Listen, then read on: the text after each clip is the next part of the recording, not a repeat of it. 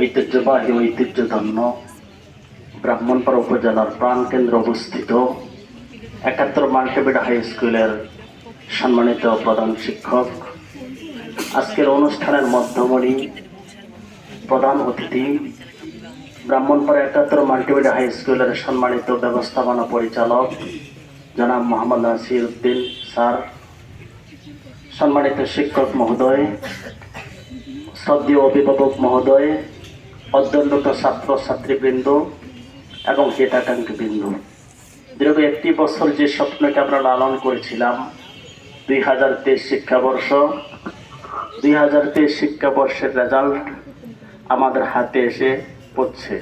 একটু পরেই আমরা ঘোষণায় চলে যাব।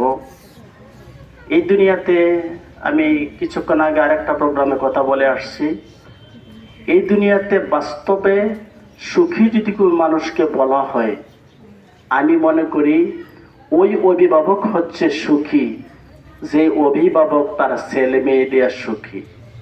আপনারা কি একমত? যার ছেলে মেয়ে ভালো, তার বাড়িটা যদি কোরেগর হয়, তার বাড়িটা যদি একবার নড়বড় হয়, সে শান্তিতে।